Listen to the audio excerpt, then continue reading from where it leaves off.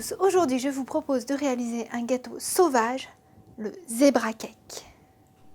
Pour cela, il nous faut pour la pâte à la vanille 175 g de farine, 125 ml d'huile, 50 ml de lait, 2 œufs, 125 g de sucre, une demi-cuillère à café de levure chimique et une cuillère à café d'arôme vanille. Pour la pâte au chocolat, il nous faudra 125 g de farine, 125 ml d'huile, 50 ml de lait, 125 g de sucre, 25 g de cacao en poudre non sucré, une demi-cuillère à café de levure chimique et 2 œufs. On va commencer par préparer la pâte à la vanille. Donc pour cela, je vais mélanger le sucre, les 2 œufs en entier. Je mélange un petit coup à la fourchette. Puis ensuite, j'ajoute le lait. Je mélange à chaque fois un petit coup.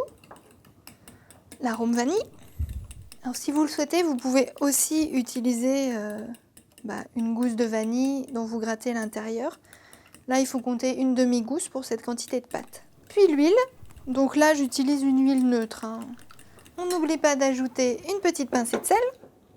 Toujours important pour relever le côté sucré, il faut du sel.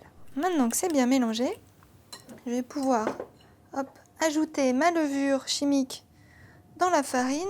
On mélange un petit coup rapidement, On verse la farine petit à petit dans notre saladier. On essaye de ne pas faire de grumeaux.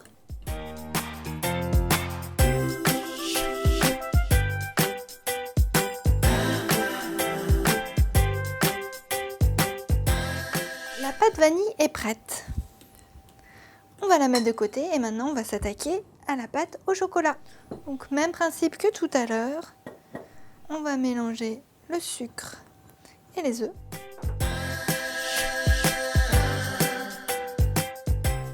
On mélange. Ensuite, on ajoute le lait, l'huile. On n'oublie pas toujours la petite pincée de sel. Et maintenant, on va pouvoir ajouter la farine avec la levure et le cacao. Et bien sûr, comme d'habitude, vous pouvez très bien faire ça au robot. Ça marche très bien. On finit par le cacao.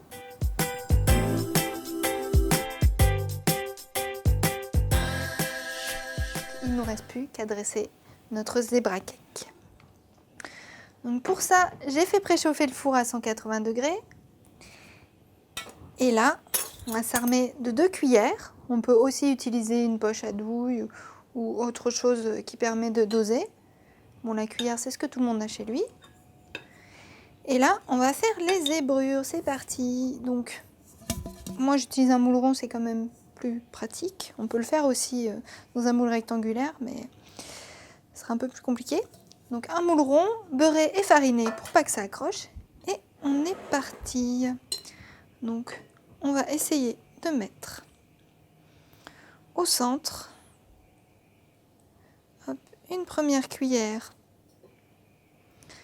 de pâte à la vanille.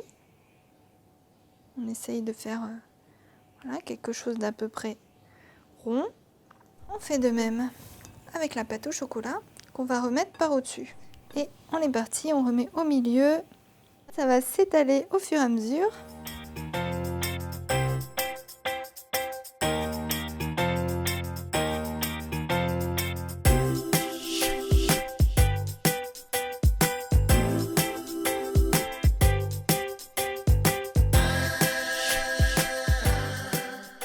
Et voilà, c'est prêt, il ne nous reste plus qu'à l'enfourner pendant environ 40 minutes. Bien sûr, on l'emmène délicatement dans le four. On ne secoue pas, sinon tout risquerait de se mélanger.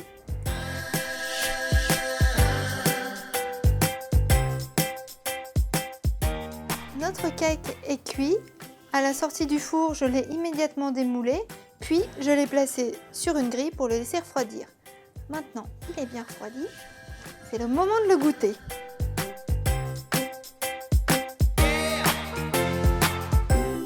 Et voilà le résultat, on obtient de super belles zébrures.